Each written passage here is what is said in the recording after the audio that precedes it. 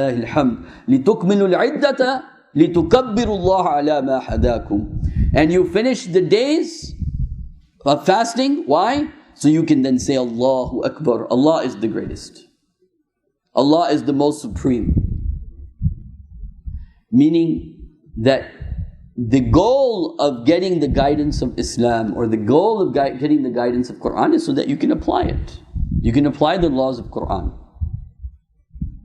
And of course that will be only fulfilled in an Islamic society where the laws of Quran are enforced.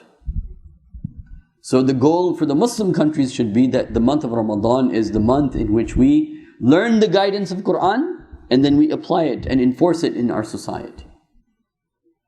لِتُكَبِّرُوا اللَّهَ عَلَى مَا هَدَاكُمْ. And then what does Allah say? Now notice this.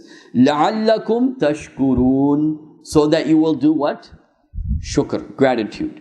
Over there it was يَا أَيُّهَا الَّذِينَ آمَنُوا كُتِبَ عَلَيْكُمُ الصِّيَامُ كَمَا كُتِبَ عَلَى الَّذِينَ مِنْ قَبْلِكُمْ لَعَلَّكُمْ تَتَّقُونَ. Fast so you will have taqwa.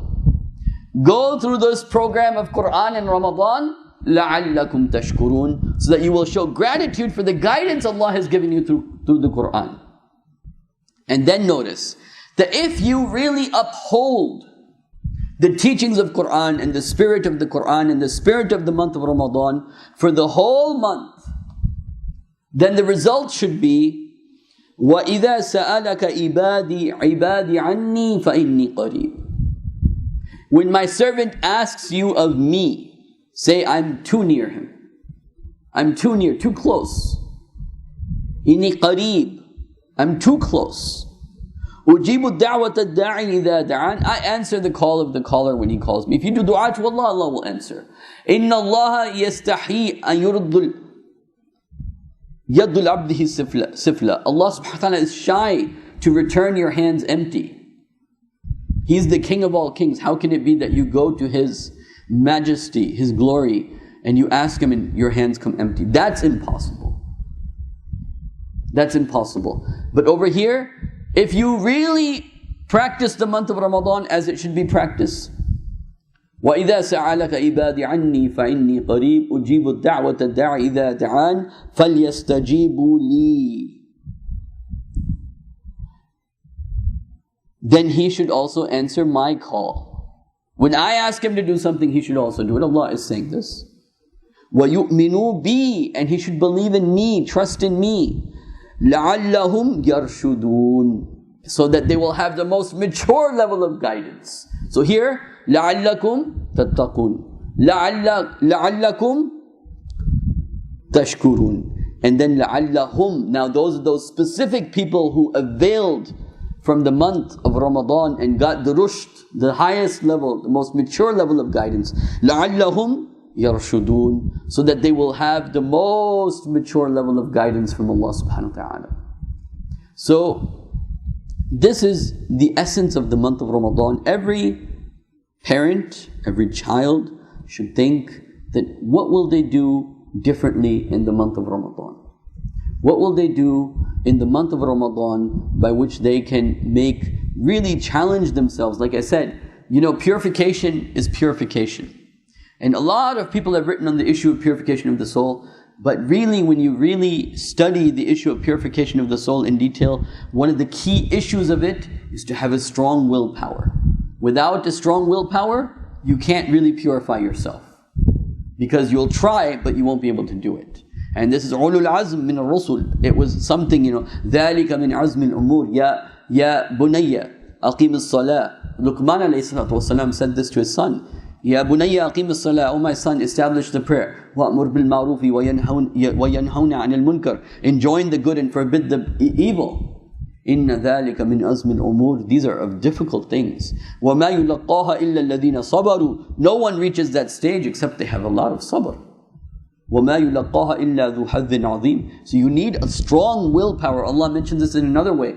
أُولُو الْأَيْدِي وَأُولُو الْأَبْصَارِ. أُولُو الْأَيْدِي means they were able to really, there are two types of people. Those that are insightful people. أُولُو الْأَبْصَارِ. They have insight into things. They have hikmah. And ulul aidi are those people that can do things, get things done. Usually human beings are of one type or the other. Those people that can get things done, or those people that have strong insight. But prophets of Allah subhanahu wa ta'ala were those people that were ulul aidi wa ulul absar. They had both strong willpower to get things done, and they also had a deep insight into the reality of things, into the nature of things. And so Ramadan is one of those months that you either, if you have a will, whatever your level of willpower is, it should become stronger and stronger and stronger. So when you're in high school, when you're in college, wherever you are, whether in your work, anywhere, you need to challenge yourself in the month of Ramadan that you'll do those things, that you'll hold up to those ideals that will be difficult for you and that will train your willpower. Because Ramadan's not just about not eating and not drinking. And it's the whole aspect of having taqwa of Allah and upholding the sharia of Allah, the rules of Allah, the regulations of Allah for the whole month. It's not just about, this is why the Prophet said, or the Prophet has indicated, if you get angry, your fast can break. In another hadith, the Prophet ﷺ said, Kam min sa'imin, how many there are those people that fast, they get nothing from their fast, illa ju', except for hunger. They just got hunger. Because you didn't uphold the spirit of fasting. So the month of Ramadan is not just you don't eat and drink. It's about putting yourself in a mindset that where you are imbuing yourself, you're developing in yourself the consciousness, the awareness that you have to uphold the laws of Allah subhanahu wa ta'ala. And one of the things about Ramadan is that if you prove to yourself that you can be a better Muslim in the month of Ramadan, you can show yourself, I'm a better month in the month of Ramadan. So that should be a encouragement for you to know that you can be a better Muslim throughout the whole year. That you can challenge yourself, just like you challenge yourself in the month of Ramadan, you can challenge yourself to be a better Muslim throughout the whole year. And yes, the shayateen are released and they have more influence after the month of Ramadan. And you know, in fact, Ramadan is one of the miracles of Islam, because even amongst the jinns, they see the shayateen can't have the same effect. Meaning Muslim jinns, they see that the non-Muslim jinns who are shayateen, shaitan is a jinn who hates human beings. So even a Muslim jinn sees that a non-Muslim jinn who hates human beings, who is a shaitan, doesn't have that influence upon human beings. And this is a very big miracle that the Muslim jinns get to see in the month of Ramadan, and we human beings get to see.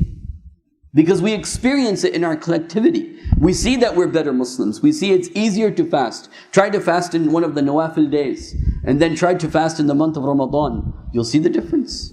It's one of the miracles of Islam, that it is easier to fast in the month of Ramadan than any other time.